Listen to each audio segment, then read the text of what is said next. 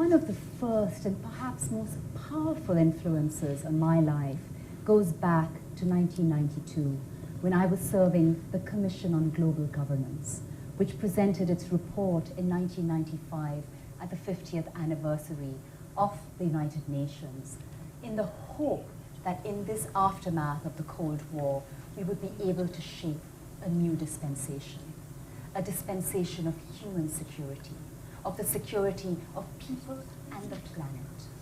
And it was in that time in '92 that I met a woman who shows one of the greatest contributions that women have made to the art of crafting peace, which is bringing ecology, nature, back into the picture.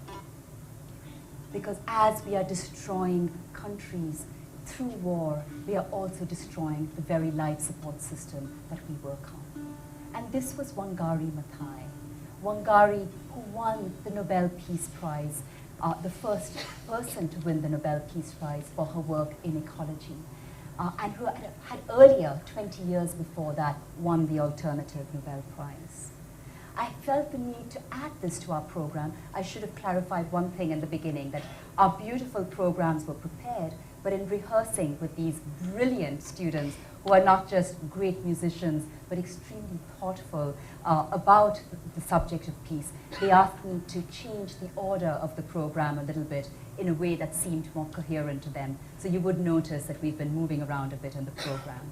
And they completely agreed with me for the need to skip the last two, my very beloved country of Afghanistan, where I've done a great deal of work, and the story of Munira, which shows how refugees have made such huge contributions, especially women refugees, in reshaping peaceful futures after conflict in many countries, including Afghanistan, as well as Amal, my friend from Lebanon, in order to conclude this section of the strategies for crafting peace with this very important message that women bring to the table.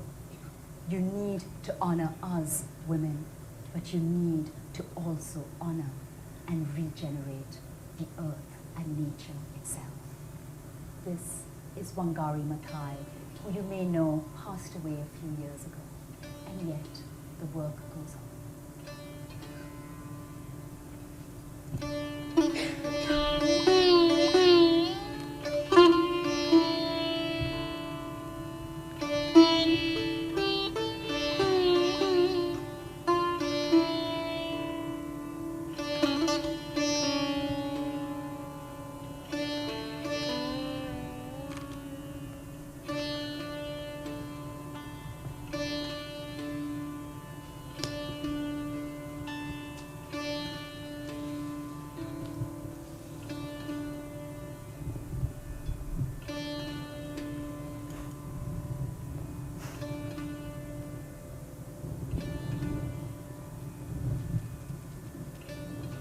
Wangari from Kenya. I have just loved all plants and trees since I was born. That's why I studied biology, and I became a professor in the university. But when I joined the National Council of Women, I began to see how the corrupt politicians and businessmen were destroying the earth and exploiting and manipulating our women. They were fomenting ethnic conflict in order to hold on to power. I said, no, we cannot let you destroy what gives us life. I said, yes, we women will regenerate what you have ravaged. So we created the Green Belt Movement. We organized the women and showed them how simply by planting trees they could become economically and financially independent. What's more, they began to develop a political will and make their own decisions. They called me an instigator, a political troublemaker. But that didn't stop us. We went right on. We had planted 51 million trees in Kenya and movement is spreading all over the world. They tried to get me in trouble and throw me in jail. What for? Just because I taught women how to be independent? Just because we organized protests when they tried to steal our public land, cut down our trees, and tried to hijack our elections? We said no when they tried to divide us in order to conquer and rule us. I may be gone, but my vision is as deep and wide as the roots of my beloved trees. And our women are becoming stronger and stronger every day as they regenerate the earth and their own selves.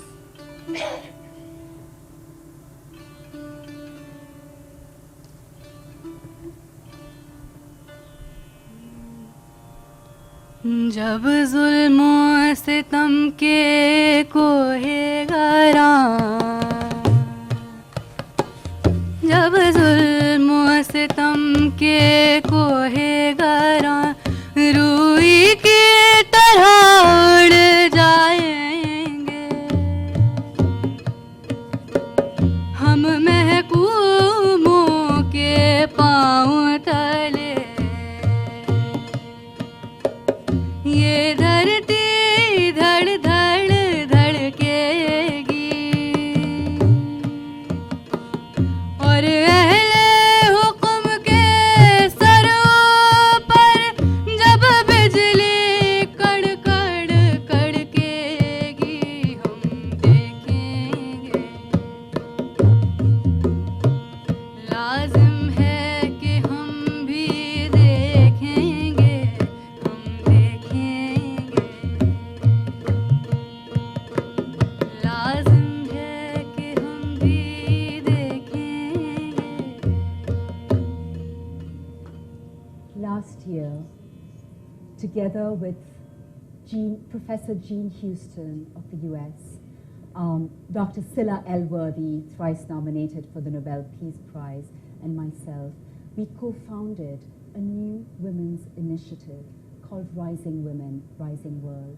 We have benefited from the wisdom and insights of incredible, inspiring women around the world, like Dr. Meenakshi Gopinath, like Dr. Zahira Kamal in Palestine, like the leading evolutionary biologist Elizabeth Sartouris from Greece.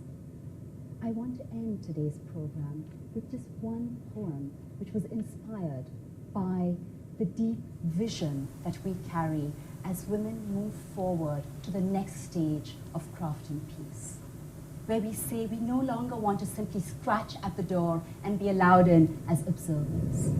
We want to assert our agency in actually reshaping a different future. This is Rising Women, Rising World. We are women who have walked the earth. We've savored her fruits and stumbled on her rocks. And now we have gathered here. We've emerged from hardship lighter and more connected.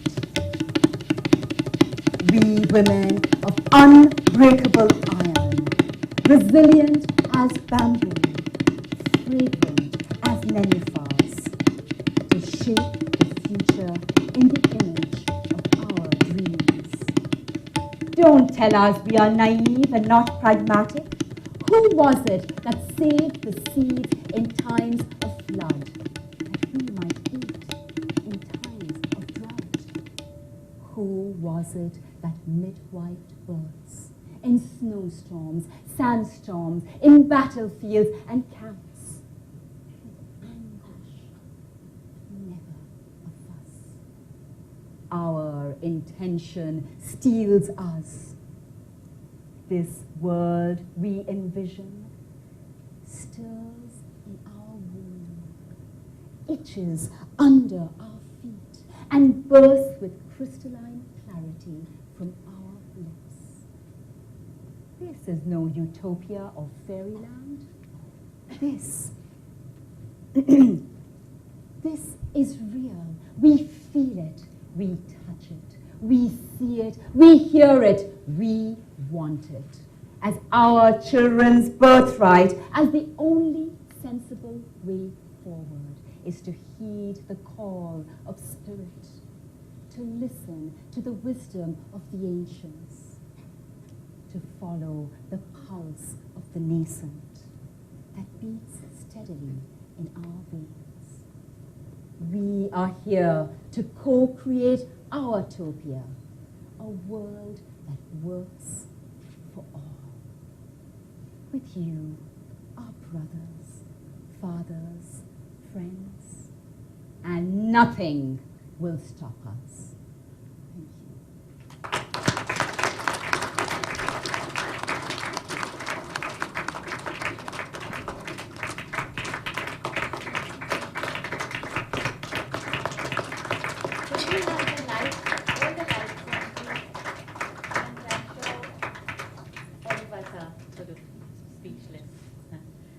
At many, many levels. But Rama, we thank you from all of us for transporting us into a realm of the possible left yet. After all the pain, the suffering, and transcending it all at the end. Thank you very, very much. But we'll open it now for discussion, observation, any comments that you might have, and from all of them, since they can't come personally, I want to give you a big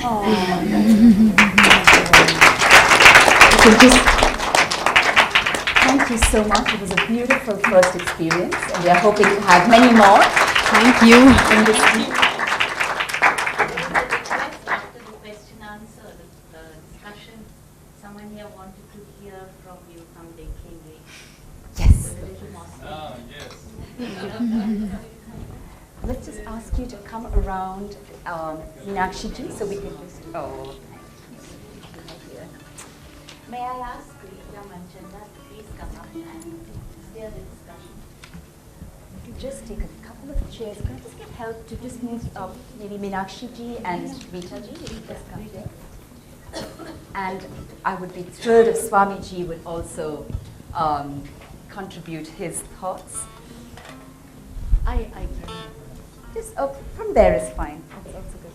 What I also would love to just mention is in the audience for the very first time is my mother, who just turned 75 yesterday. She is Rita Manchanda.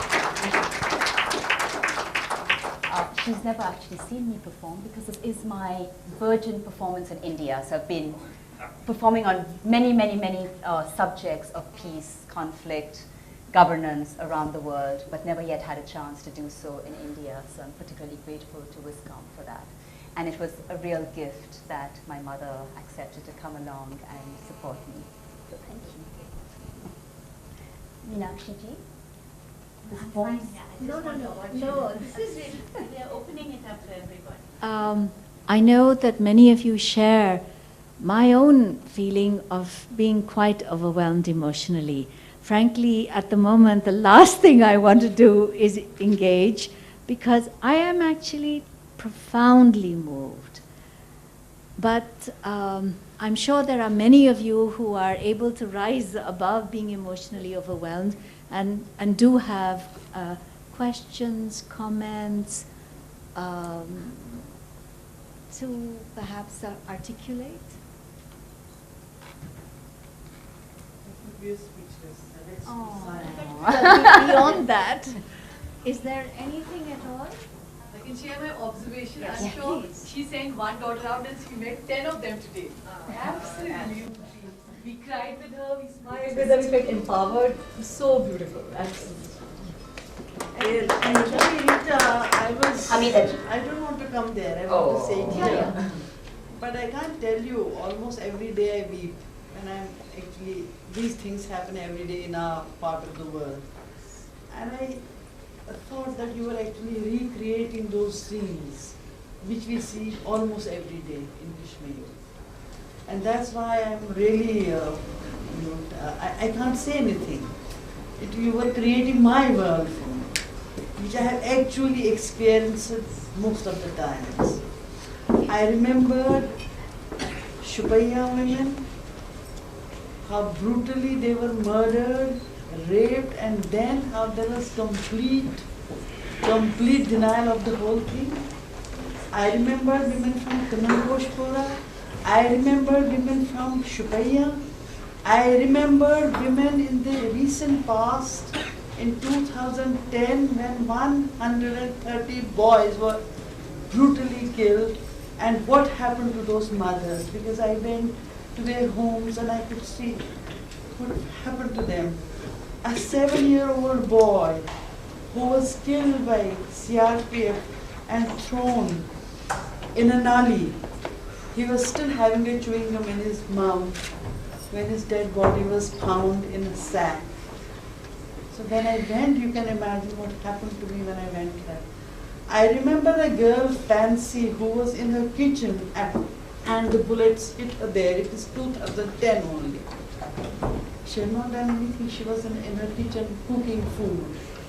I remember the 9-month-old boy who was actually in the lap of his mother and was hit by the bullet. I remember another 15-year-old boy who was actually playing cricket and he was hit by the bullets. So this is an everyday story. Recently 2 boys on the outskirts of Srinagar who were going in a car and they were running, I mean, they overtook an army vehicle and the army shot them there. These things happen every day in our part of the world.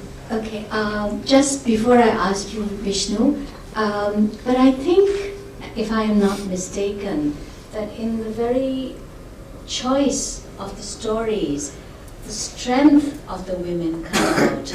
That there is, I mean, these are very carefully chosen vignettes, and for me they communicate enormous strength, enormous sense of assertion of that they will not give up. These are not women about to sit back. But Vishnu, please. Rama, thank you. It was really heart-touching. We read a lot about the role of music and peace, role of religion and peace. But the way you have presented here, bringing the real experiences of different part of the world, it was really heart-touching. I have one question. In so many places you visited and performed that, in addition to the peace campaigner or others, how you feel about the response of the male people, mainly the administrator, the politician, the military and others, because they are the one who also needs to be changed, and to what extent you observe their reaction responses? Thank you. I'm really delighted you asked that question. I'll just say to Hamida ji that, you know, what is so important about what you said is you are in one conflict zone, which is Kashmir, which has been burning since 1945, 47, since 47, even before that. Imagine that these different facets of violence and suffering, as well as all of the strategies, the different ways in which women have responded creatively, with resilience, with courage, despite the pain and the anguish. You can see all of them in one situation. You know, every one of my performances is on a different theme, and I reconceive and rethink each time what it is, and I listen to what wants to come forth. So there's never 2 that are similar, and it's really trying to think who is most appropriate, and it's always difficult, especially for this topic of strategies. I could have had a concert of 3 hours, and I would not be able to cover all the strategies of all the women in responding to violence, because there's so many, and I had to narrow it to something more limited. But that's the beauty of seeing that everywhere there is so much suffering, and everywhere, yes, there are many women who are still caught in the depth of suffering and haven't found that strength, which women like Rauda and so many women in every conflict are trying to transmit to them. And yet there are so many who do find their unique ways of doing so. And I think that's the beauty of, you know, that all of these women in a sense are within us. Your beautiful question, Vishnuji, what has been remarkable for me, as I said in the beginning, the only reason it wasn't I meant to do it, it started happening, was seeing how basically decision makers have become so inured to the violence that they ignore it. And I've been amazed, not simply at the reaction of women, but of men. Once I had just a very short 15 minutes performance where I had men from Latin America who don't speak English, from Africa, including a chief from Ghana who said, I'm very angry with you because chiefs in Ghana are not supposed to be. Men of all ages, from the business sector, from the political sector, people who worked in the UN for years. The head of UNHCR, who himself is a Syrian refugee of the Istanbul office, who said, I became a refugee as a child. I work on refugees day and night, but I've never understood the importance of what I'm doing till I saw this performance on refugees. And I think it's because the stories get you back to why you're doing this and what your duty is. So I've actually been humbled by the response of men. My dream, and I think that's why when you talk about being overwhelmed, it's how could this become, and that's maybe the question, because all of you are so deeply engaged. Many of you have had and will continue to have positions of great responsibility and authority. My dream is, how could this really, how could people sit with the overwhelmedness, but then make this a way of coming up with deeper dialogue and better policy outcomes, better and more inclusive political decisions which will take us out of the morass we're in. And that's why I feel that the discussion afterwards is so important, even though it's painful, because we are so used to just sitting in a room without having to deal with the reality of what we're doing. And Edward Mortimer, who used to be the speechwriter to Kofi Annan at the UN, he was at one of my performances, and after that he said, I'm speechless. But then he began to reflect on how could we actually engage in that dialogue, whatever the topic is, to really begin to shape a new future. And that's the dream that I guess I had, if we really create an inclusive dialogue, how can we all become co-creators of that new shape? So that was much more than I meant to say, but Is Mira Khanna here? Yes. Yes, Mira, would you? I don't think I need a mic. I hope my voice is empowered enough. and you can share a poem as well. But I don't have to. But what I wanted, it's not a question actually, it's a comment on the performances. Amazing performance that you presented. You see, invariably when we talk about women asserting themselves or getting into the so-called traditional masculine areas of conflict or conflict reconstruction, the preconceived notion is that women have to masculinize themselves to be able to assert themselves. But what has been the common denominator in all the stories that you shared with us today is that women have used their natural so-called soft, I'm putting it into quotes, so-called soft qualities of empathy, compassion, the connect with nature, the networking, the unification, which are essentially qualities in which women excel. They have used those very feminine qualities to assert themselves in a predominantly masculine area. I think that is a strategy which I think must be flagged, particularly tomorrow when we come to the deliberations. It's important to make use of our inherent strength and not change the dialogue or change ourselves or change the metaphor to suit what is inherently wrong. That's just a comment. It's the most powerful thing, and that's really the basis of what we want to do with Rising Women, Rising World, which is a really new movement, but really that is at the heart of it. How can we not become like men, but really build on our inherent strengths and enable men to also own that part of themselves. All of us have men in our lives who have been nurturing and caring and protective and empathetic and intuitive. It's inherent to all human beings, but it's suppressed very, very quickly in men. So to enable them to bring that forward to the table as well, because we are showing them that it is effective and it is a source of strength. Thank you, that's a beautiful contribution, and I hope the next time I'll get to hear your poetry and your performance. I hope so too. Okay, Shelley, do you like to? Yeah, sure. Okay, Shelley, what?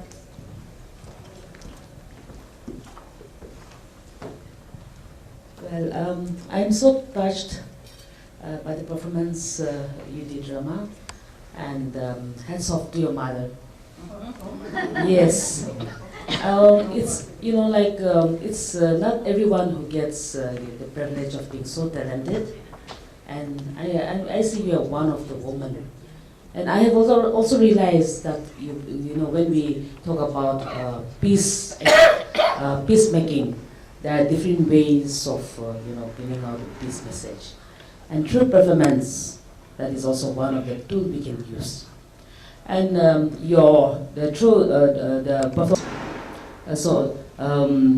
the pilot's brother, who happens to be the commander, something like a major rank in that locality, wanted to take a revenge on the Matikri villagers.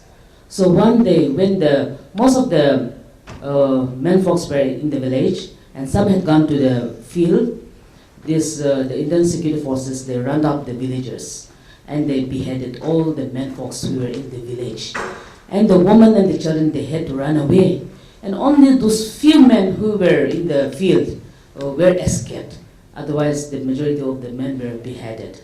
And so the family members, the wife and the children, they had to run away to the forest, in the thick forest. And they had to, live there for some months to escape the wrath of the armies. And so that reminds me, and these villagers, they still observe September 6th as the Black Day. And time to time they enact this drama, how the men folks were beheaded. But they still do this not because they want to take revenge, but they do this in memory of the fathers who died, and also to tell their children that we should never take revenge. But we should be united, and we should work for peace. That kind of message they give to the children time to time. And so they are still women, and the saddest part is the women, the widows, they will do the drama. So it reminds me of that, and I'm really touched, and I'm so thankful to you. Thank you. Memorialization and your story of a woman is one of the most powerful and moving. Actually, Kessely's comment has reminded me of this. Perhaps, and you don't have to answer this, which are the ones from South Asia that you do? I guess I focused a lot on Afghanistan. Okay. Nepal, I did. It depends on what the situation is, I guess. I've never, since I left India, I've tried to avoid looking at the conflicts within India. I think perhaps because they're too close and too painful, and they make me infuriated. So I get inspired by those of you who've had such courage to do that.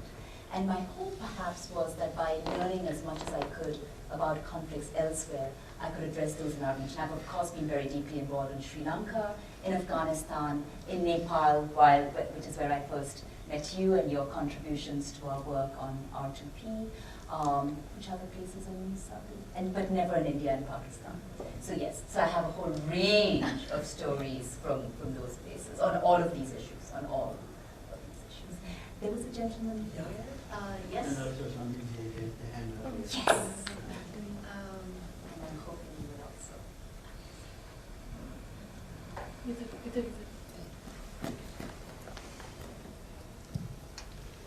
Hello, I'm Ravindra Joshi. I'm chair of IEEE Human Technology Challenge, and I also work with Tatas.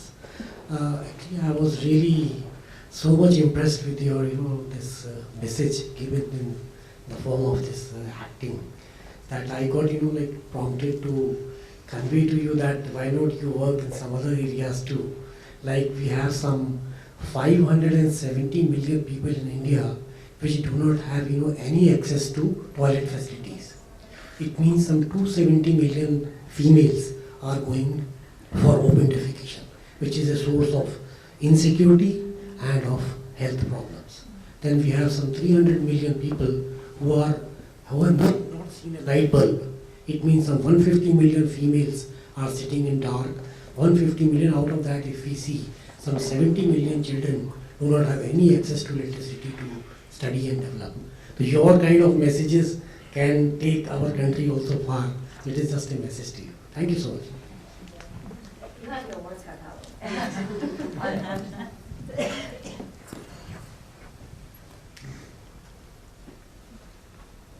Well, I had decided that I would not say anything because I was so moved by your performance. And much that I didn't want, but I was driven to tears, actually.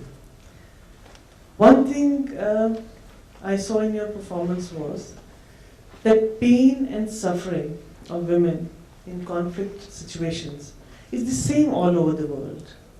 And also the strength and the spirit of women, their resilience and their capacity to bear. As among the Hindus, usually we equate the capacity of a woman to bear pain and suffering to the 9 months she holds the baby in her womb and what she goes through. I feel that strength is there in every woman. But when you did that performance about that memorial, about that lady calling up in the morning, you know what actually moved me was that in my part of the country, there are a number of women whose children, whose husbands are missing. Whether they're missing because of the terrorists, whether they are missing because of the security forces, whether they are missing because they've gone to the other camps for training, we don't know that. But the trauma of the woman who doesn't know whether her husband is dead or alive, she can't build a memorial, she can't have a memorial. She doesn't know whether her son is alive or dead. You know, that kind of feeling that woman must be going through, that insecurity. You know, I sort of went into that mode when you were performing that. So, in the end, yes, your entire performance ended with a note of hope, which is very, very essential. We cannot fall in that depressive kind of situation where we see only darkness, because that would be the end of the world and the end of any effort to change the situation. So for me, your performance was excellent, and I think we are very lucky. I must thank Meenakshi Gopinath to give me the privilege to see you performing here. And of course, as rightly said here, a lot of credit goes to your mother. Because I'll tell you why. Because daughters and children are like bank balances, you know. What you give them in their childhood, that is what they give back to the world. When I go to different villages and different places, giving lectures on empowerment of women, trying to motivate men and women to look after their daughters, bring them up nicely, I tell them, if you give affection, care, and self-respect to your daughter, she will be able to give this affection forward. Because like a bank balance, if you don't give her affection, she will never be able to give that affection to her, the family she goes to, or to her children. So this world will become a very strange place without that motherly affection. So this creativity comes from the mother, comes from the kind of life your mother gives you, the kind of feeling, the kind of security, the kind of sensitivity she gives to you. So thanks to her, and of course thanks to you, and thanks to everybody here, because it makes a lot of difference what kind of audience you have when you're performing. And I've really enjoyed every minute of it. Thank you so much.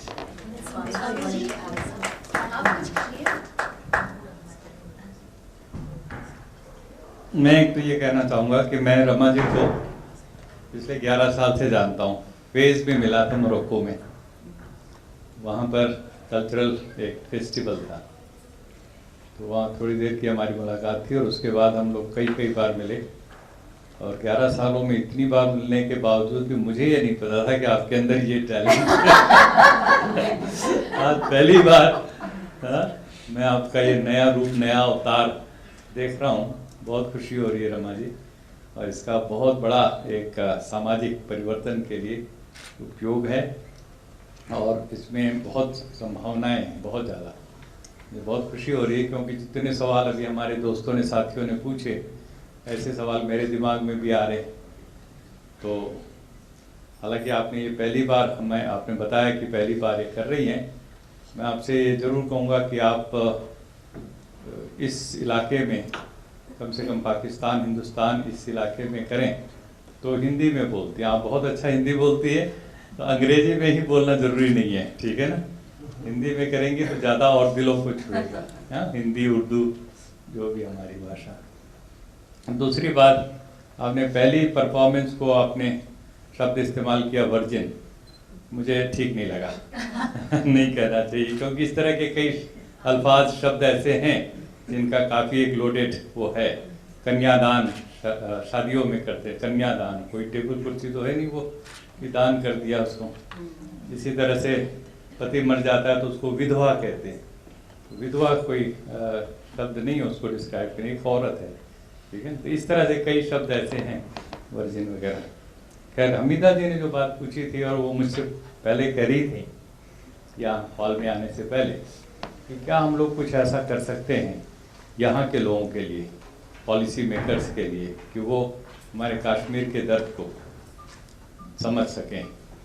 क्योंकि रोज़ रोज़ रोज़ रोज़ एक ऐसा दर्द वहाँ पर उमड़ रहा है और यहाँ के लोग जानते नहीं, बिल्कुल समझते नहीं, उसके प्रति बेहद संवेदनहीन हैं। तो वो हमें ज़रूर करना चाहिए। अब सरकार बनेगी कि नहीं बनेगी, तो उसमें अफसा रहेगा कि नहीं रहेगा, 307 बेकार की बहस हो रही है। असली जो सवाल हैं उसके ऊपर कोई भी बहस नहीं हो रही वहाँ पर, इतनी बड़े उसके बाद। दूसरी बात मुझे इसके साथ ही कहनी थी कि आपने जो कहा कि जो मैस्कुलिन और इस तरह से किया जाता है सब चीज़ों को, तो मुझे याद है कि स्कूल में हम पढ़ते थे झांसी की रानी लक्ष्मीबाई के लिए, हाँ, तो कहते थे मर्दानी, वह तो झांसी वाली रानी थी। जनानी वह तो झांसी वाली रानी थी नहीं कह सकते, मर्दानी बनना पड़ता है उसको बहादुर बनने के लिए। तो ये बहुत गलत चीज़ है। तो ये आज आपने बहुत एक इंटेंस उसके साथ व्यक्त किया कि औरत रहते हुए और संघर्ष कर सकती है, अपने चीज़ों से बदल सकती है समाज को।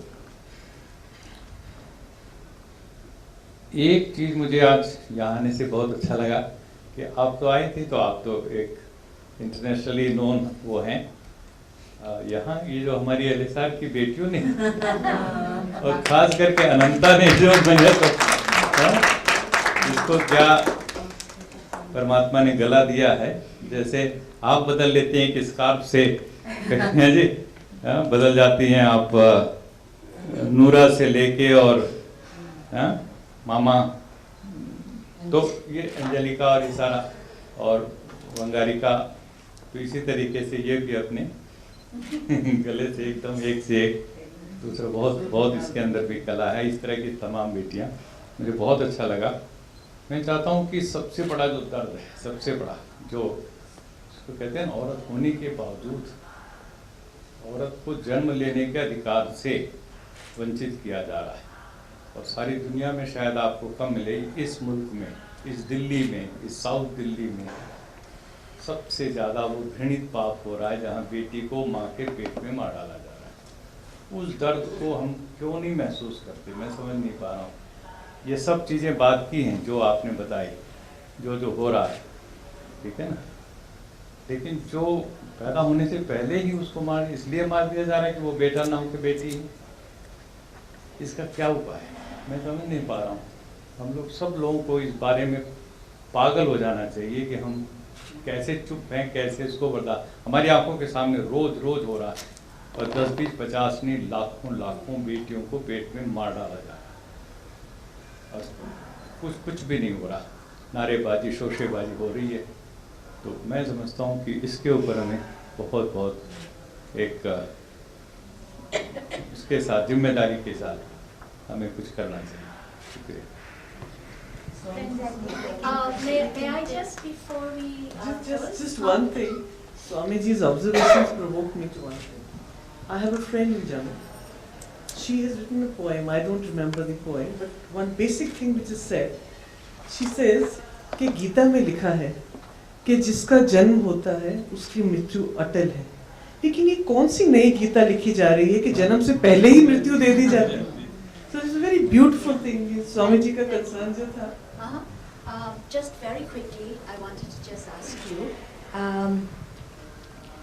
in the choice of the vignettes that you have chosen, particularly when you focus on women militants, and I don't mean the one that you gave us, because that was very much within, as you said, a very feminist presentation. But the LTT women are very androgynous, or they were constructed as very androgynous. In that, do you challenge, in fact, essentially what Meera said, which is the presentation then becomes a bit more like the party sisters, who are a bit, hi you guys. Bahati sisters. Yeah, so is it that you very consciously try and project more, or it's just happened? Was not conscious. I do try to make the point, and I really appreciated it in our meeting today, that we did talk about women who make the choice to become militants, and we've studied a lot about why they do that in the Nepal context. Because, like last week, this has been just a period of many, many, many events, and a lot of them about women and peace. And just about 2 weeks ago, we were in Oslo, Gro Harlem Brundtland was there, Nawal Saadawi was there, so literally 3 generations of women's peace activists and feminists. And there was only one woman who was a Kurdish Iraqi who had been a Peshmerga and actually had to, at the age of 17, become a militant to defend themselves. And there I felt there was a mistake made, that it was sort of projecting as if women never become like, so to speak, masculinized, or feel the need to be like men, or like what we make you men be, think you have to be. And I felt that was a gap. So no, I did not do it by choice. I do believe that whether it's militants like the LTTE who become masculinized, or it's women in politics like the Margaret Thatchers, or it's women in the corporate world, that happens. And they need to be given the avenue to rediscover their full humanness, their feminism, just as the men and the women. I really appreciate that there's so many men at this conference. I just will share one quick thing, if I very quickly may, which is that last week I mentioned that in Istanbul there was a big conference, etc., but I used my time to meet a lot of the Syrian and Iraqis, and I met with the White Helmets, who are the Syrian civil defense units. I had met some of them already in June of last year, and we were fortunate that there was 15 of the leaders of the civil defense units who had come in for a training, and they gave up half a day just to share their stories. In this particular case, it was only the men. They've now created women peace helmets, white helmets, so that in some cases where women are veiled and don't want a man to rescue them, a woman can go and rescue them. 15 from the ages of 18, that's younger than my son who's 19, all the way to about 55. And when I looked at these men, what I saw was all of the qualities of the feminine that I've been looking at. I saw resilience, I saw love, I saw bravery and courage. And I said that to them, that they have been able to use their male strength, because they have to be, some of them were, like thinner than I am, but they have to find that courage when everyone else is running from the bombs. And you know what Assad is doing? They drop the bombs, and they know that very soon the white helmets will go to rescue those who are caught. So they wait, and then they drop the second lot of bombs. So most of the casualties are and they're not dropping real bombs, they're dropping barrel bombs. So all I want to say is that for me it was such a beautiful testament that I do so much with women. And there was a lovely refugee that I met last time who's a trainer of both the men and the women white helmets, who was translating for us. But here were men who were in their full humanness, their beautiful so-called feminine side, their values of love and care and solidarity and creativity and resilience, as much as their strength. And though they are seeing horror, like what you described, but this is that multiplied, day after day, they have not made that into anger and rage. And they say, yes, we feel scared, but we know people are waiting so So they don't carry on their faces the rage that I feel against Assad's regime. They carry the duty, the responsibility to protect the vulnerable. So I'm very grateful to the men who are here and all the men out there who are really bringing these two together, just as we women do. Thank you.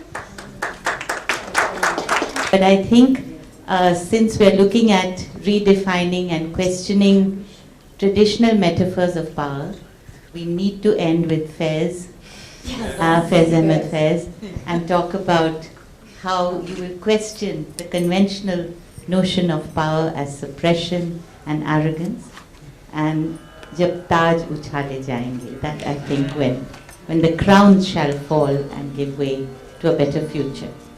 So we'll end with Ananta and her friends. Kanika and Devanshi. Devanshi. Thank you. जब अर्ज़े खुदा के काबे से जब अर्ज़े खुदा के काबे से सब बुत उठवाए जाएंगे जब अर्ज़े खुदा के काबे से सब बुत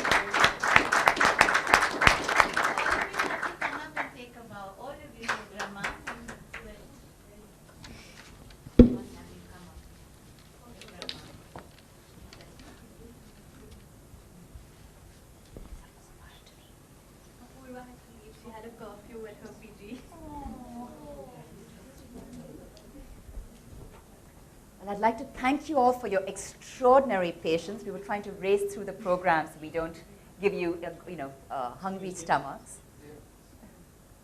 So thank you for your patience, and we look forward to now sharing a well-deserved meal.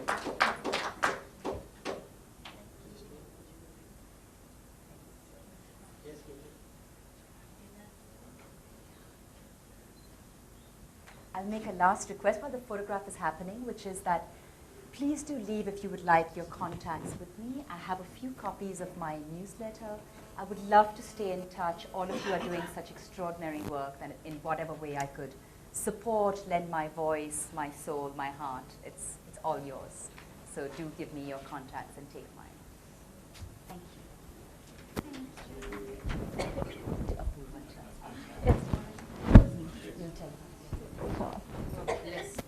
Very good. Rama, that was rare. I will definitely be in touch with you. I'll have your contact. Be with your eyes.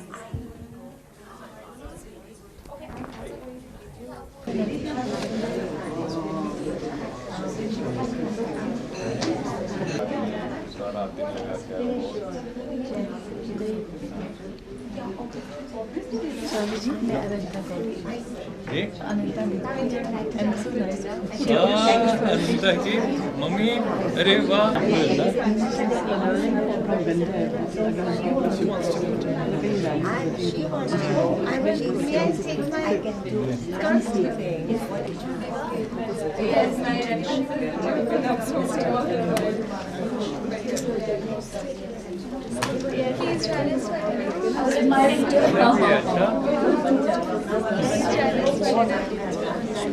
Even the chat over dinner. I am listening to say that my wife, she's so